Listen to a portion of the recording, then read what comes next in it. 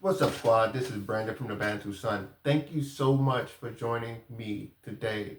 So, I wanted to delve into a viewer comment and I figure I address some points because a lot of people believe, if you know the same facts, you will come to the same conclusion. And this was about President Ibrahim Traore of Burkina Faso and how he's leading that country. And some of my concerns that I expressed that I just wasn't thoroughly impressed with what's going on in that country.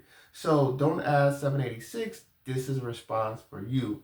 Now, I made a comment about why I wasn't impressed, and a lot of that dealt about I didn't appreciate some of the actions taking place because a lot of the actions taking place, when I look at economies that have developed and nations that have developed, they were not these actions, at least not to the degree. Now, when I look at countries that have been more protective, authoritarian, which I try to tend away from, I don't think it's a great form of government for the everyday person. I say, wow, a lot of what President Traore is doing in Burkina Faso is correlated to that. His actions to me are a lot more akin to a person like a Fidel Castro or a Paul Pot. Not to the degree, but remember, it starts off small with controlling the economy. You control the economy, you control the people, and the government becomes so strong that you can't question it. And that to me is the greatest threat. That is the greatest threat. The government is a partner of the people, but it's not necessarily it's trusted ally. It's a partnership, and there should be a split between authority in this relationship to provide a check and balance. So let's go ahead and dive in some of the points you made, and I'll address some of them at a high level. So one of the things you talked about was the great president. When I say great, I mean he had a very significant footprint on the country's relatively young history, and that's former President Blaise Compaoré. Now, many people believe Blaise Compaoré was behind the assassination of the famed popular leader, President Thomas Sankara. And reason why I bring that up is because people put Sankara on this pedestal because he was a great orator. He had a certain type of that flair, very similar to like a Malcolm X. He had that nationalistic flair, but as we know, a philosophical approach is going to be a lot more different than governing, and you can feel this way. I think many leaders feel this way, but you have to say things in a way that's going to invite partnership with other countries because this is how you truly develop, especially when you're coming from a lower base, is through exposure and trade, that opportunity. So he says, well, there was rapid corruption of the Blaise Compaoré. Blaise Compaoré governed Burkina Faso for nearly 30 years, 3 decades, right? About 27 years exact, but roughly around 30 years. That says a lot to me. To me, this is a successful tenure. Not an degree if you believe in democracy, but the point that he was able to keep structure and hierarchy in a relatively young nation under his supervision for 30 years. You have to say, okay, well, why was he successful? What was he doing that made it so palatable that it didn't invite coups or internal international coups on him or internal coups? How was he able to maintain authority? Why was he able to keep a lid on the oligarchs? And of course, there's going to be corruption. I think corruption is inherent in all governments.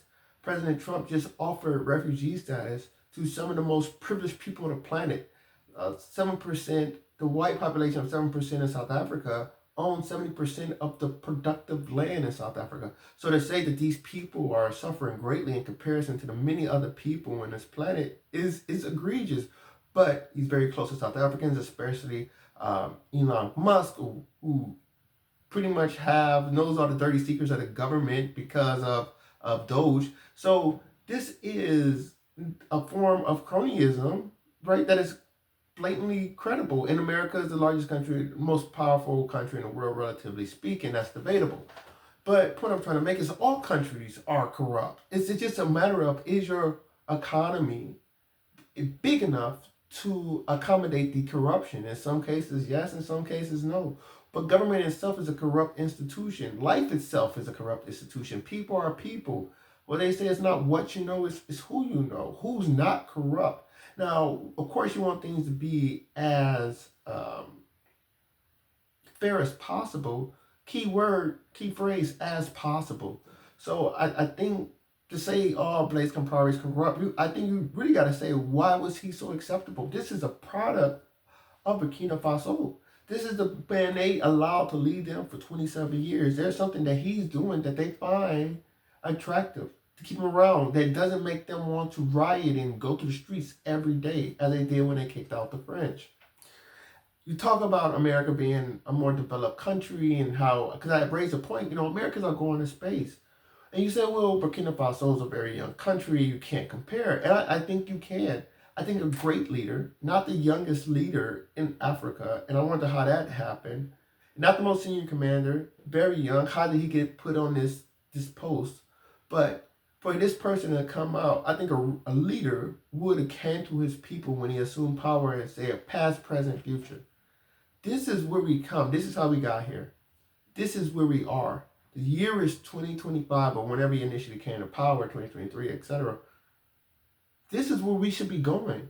We should see ourselves as counterparts to all the countries in the world, low and high, and as partners to all the countries in the world. There's not some magical juice that Americans are drinking that makes them smarter.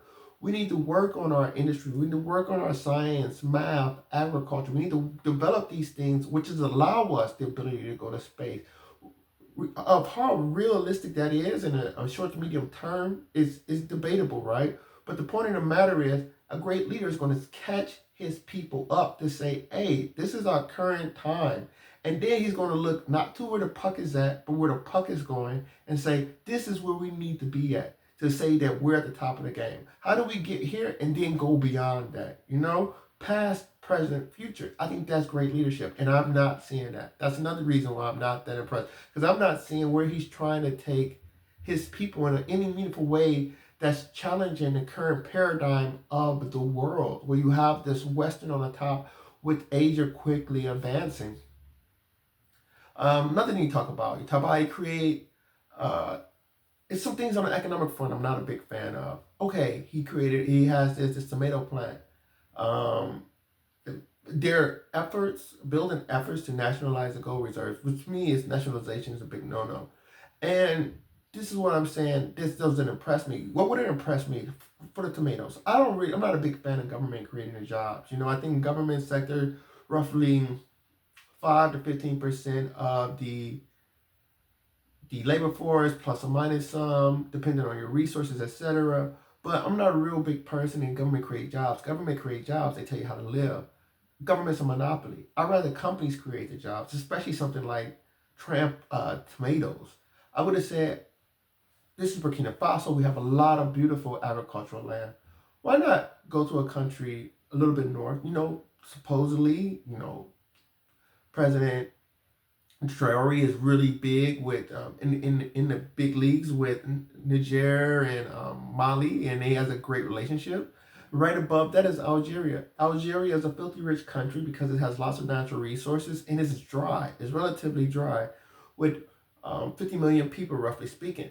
So I would have been much more impressed if President Traore would have went to Algeria and say, hey, my Arabic brothers to the north on the Mediterranean, we're coming from south. Now that we're coming to the south, we're coming from the tropical belt, close to the tropical belt. These are the goods we can produce for you, and let us be your bread basket. Let you do what you do best with your resources. By the way, just can you funnel some of that to our ways? Some of this oil and natural gas that you're producing so effortlessly, can you funnel some of that our way? In return, we'll give you some agricultural bonding.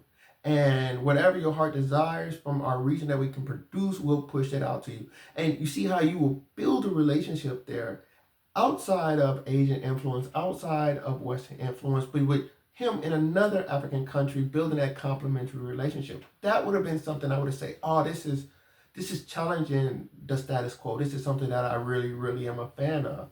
Another situation we have, the gold. If he would have came to the gold, obviously they have reserves and they're pushing that. I don't find a problem with that. But I would have split the gold in three ways. Okay, this is our strategic reserves.